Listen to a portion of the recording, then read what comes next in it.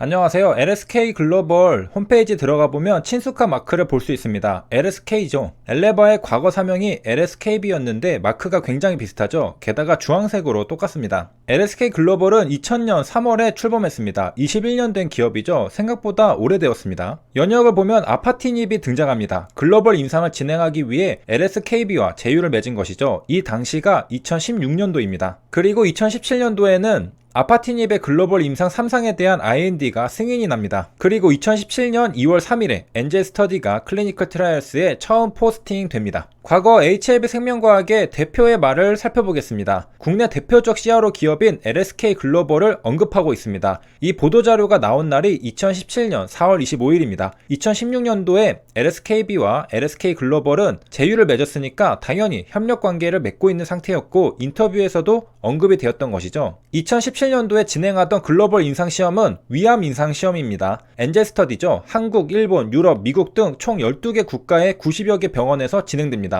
그러다 보니 각 국가마다 CRO 기업들에게 임상시험을 맡기게 됩니다. 왜? 하나의 CRO 기업이 세계 모든 나라를 커버할 수는 없기 때문이죠. 그래서 한국은 방금 본 LSK 글로벌 PS에게 맡기고요. 미국과 유럽은 칠튼에게 맡기고 일본은 MPI, 대만은 스테플러스라는 정말 다양한 CRO 기업들에게 임상시험을 수탁합니다. 여기에서 등장한 기업이 바로 LSK 글로벌입니다. 좀 더 정확한 명칭은 LSK 글로벌 파마 서비스입니다. 파마 서비스를 줄여서 PS라고 한 것이죠. LSK 글로벌의 대표이사는 이영작입니다. 통계학 전문가죠. 석사도 통계학, 박사도 통계학, 조교수도 통계학, 미국 국립화 연구소에서도 통계학이었습니다. 통계학만 주구장창 파고들은 전문가라는 것이죠. 국내 대표적 CRO 기업의 대표이사의 전문 분야가 통계학이라는 것은 무엇을 의미할까요? CRO 기업은 통계학이 정말 중요하다는 것을 의미하죠. 그리고 CRO는 임상시험을 대행하는 업체니까 결국 임상시험에서는 통계학을 무시할 수 없다는 걸 의미합니다. 통계학은 절대적인 영향력을 미친다고 볼 수 있습니다. LSK 글로벌을 오랜만에 다루는데요. 저는 LSK 글로벌만 보면 이영작 대표가 떠오르고 이분이 쓴 칼럼이 하나가 떠오릅니다. 시간도 오래 지났고 하니 다시 한번 복습해보려고 하는데요. 사실 약 1년 전에 제가 LSK 글로벌을 다뤘던 적이 있습니다. 기억하시는 분들이 계실지 모르겠네요. HLB의 리보세나닙 글로벌 임상시험에 한국 임상을 맡았던 CRO 기업인 LSK 글로벌의 대표인 이영작 대표이사는 임상이 다 끝나고 나서 HLB의 임상시험을 어떻게 바라봤을까요? 이 칼럼은 2020년 6월 3일에 나왔습니다. 이때는 HLB가 임상 성공을 발표하고 주가가 급등하고 난 뒤의 이야기입니다. 이영작 대표이사는 칼럼에서 임상시험 실패 사례를 언급합니다. 코오롱 생명과학의 인보사, 신라젠의 팩사백, 헬릭스미스의 VM202, 그리고 HLB의 리보세라닙을 언급합니다. 분명하게 실패라고 언급하고 있습니다. 그리고 이러한 사실은 리보세라닙의 한국 임상시험을 맡았던 CRO 기업의 대표이사가 한 말이라는 것에 충격적이었습니다. 저는 이 당시 깜짝 놀랐던 감정이 지금도 생생합니다. 옛날에 저는 이 칼럼을 보고 영상으로 다뤘었습니다. 저만 알고 있을 수는 없잖아요. 그런데 사실 악플이 겁이 나서 지금처럼 온전하게 퍼즐을 맞춘 상태로 완전한 영상을 찍지 못했습니다. 내용을 조각조각 내서 따로 언급했죠. LSK 글로벌이란 CRO 기업이 아파트니 임상을 했더라. 어떤 CRO 기업의 대표이사가 HLB를 임상 실패라고 말하더라. 이런 식으로 말이죠. 그것도 다른 내용들과 섞어서 중간에 말이죠. 전체 퍼즐의 그림을 얻으려면 각 영상에서 이 문장들을 조합해야 했습니다. 아마 그 당시 제 영상을 하나도 빼먹지 않고 전부 시청하셨던 분이거나 눈치가 빠르신 분들은 아셨을 겁니다. 리보세라닙의 한국 임상을 진행했던 CRO 대표가 리보세라닙을 실패라고 말했다는 사실을 말이죠. 저는 이 사실이 공론화되고 공개되는 게 무서웠습니다. HLB 주주님들이 14만 명이 넘어갑니다. 그리고 그 당시에 저는 HLB 안티 아니냐는 소리도 많이 듣던 시절이었죠. 조금이라도 안 좋은 얘기를 하면 욕을 먹던 시절이었습니다. 그런 상황에서 리보세라닙 임상을 대행했던 기업이 실패라고 하던데 라고 말하면 안 봐도 유튜브입니다. 온갖 몰매를 받고 너덜너덜해졌을 겁니다. 그런데 왜 지금은 이야기할 수 있느냐? 이미 시장에서는 다 알려진 상태이기 때문입니다. 이제 주주님들 뿐만 아니라 시장의 대부분의 투자자들도 HLB 사건은 다 알고 있습니다. 왜? 216 사태가 터졌기 때문입니다. 금융당국에서는 임상시험이 실패에 가까운데 HLB는 성공이라 발표해서 주가가 급등했다는 의혹을 가지고 있었죠. 그리고 증선위가 열릴 예정이었습니다. 이러한 사실이 뉴스 기사를 통해 공개가 되면서 모두가 알게 되었습니다. 터질 게 터진 것이죠. 참고로 216이 터질 당시에는 저는 이영작 대표이사의 칼럼은 까먹고 있었습니다. 이번에 LSK 글로벌을 다시 다루면서 예전에 그랬구나, 옛 기억이 되살아난 것이죠. 그렇다면 이런 의문을 가질 수 있죠. 리버세라닙의 임상시험은 진짜 실패였나?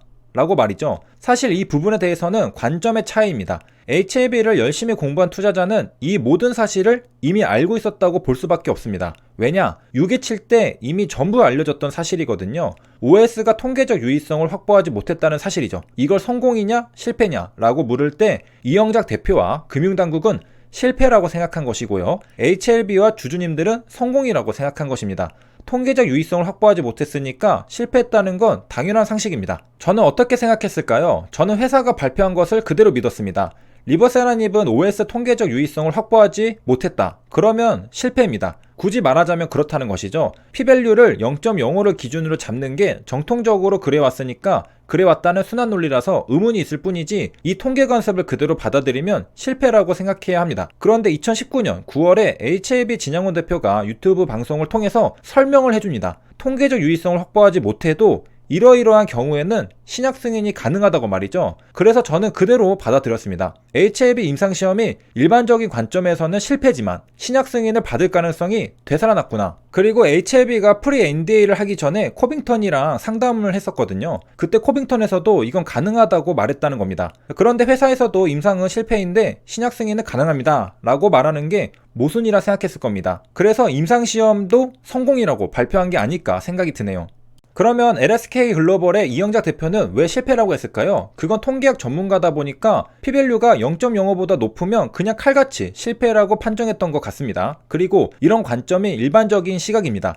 HLB는 627 때 OS가 통계적 유의성을 확보하지 못한 순간 어려운 상황이 시작되었던 것이고 현재 어떻게든 헤쳐나가려고 하고 있습니다. 그리고 여기까지 제가 말한 사실은 듣고 보니 새로울 건 없죠. 이미 2019년 6월 27일과 2019년 9월 30일에 이야기된 사항입니다. 이야기가 딴 길로 새서 길어졌는데요. 3,000%로 엄청나게 빠졌네요. 다시 돌아오면서 아파티닙의 한국 임상시험을 진행한 LSK 글로벌이 바로 네이처셀의 임상시험에서도 등장합니다. 한국 임상은 거의 LSK 글로벌이 대행한다고 보면 되겠습니다. 아무래도 가장 대표적인 CRO 기업이다 보니까 그렇습니다. 아무리 한국에서 임상시험을 하더라도 임상 경험이 많고 대표적인 CRO 기업에게 맡겨야 안심이 되죠. 네이처셀의 임상 3상도 국내 임상시험인 걸 알 수 있습니다. 글로벌 임상은 다른 해외 유명한 CRO에게 맡기겠지만 한국은 LSK 글로벌이 꽉 잡고 있습니다. 한국에서 임상시험을 하는 건 스스로 할 수도 있겠지만 HLB와 네이처셀 모두 CRO 기업에게 맡겼네요. 미국은 언어의 문제도 있고 네트워크도 없고 임상시험을 직접 하기에는 많은 제약이 있지만 한국은 한국말을 쓰고 네트워크를 구축하기도 보기보다 쉬울 텐데 말이죠. 그건 아마도 중요한 신약 개발인데 임상시험에서 실수하지 않기 위해 임상 경험이 많은 CRO에게 안전하게 맡기려고 한 것으로 보입니다. 경험을 쌓으려고 하기보다는 확실하게 성공시키고 싶었던 것이죠. 스스로 임상시험을 해보려면 분명 실패도 겪게 되는데 신약 개발은 임상시험 비용이 많이 들어가므로 실패하면 리스크가 크죠. 세 줄 요약입니다. HLB 리버세라닙의 한국 임상은 LSK 글로벌 PS가 맡았습니다. 그리고 네이처셀의 조인트 스템 임상도 LSK 글로벌 PS가 맡았습니다. 여기까지 시청해주셔서 감사합니다.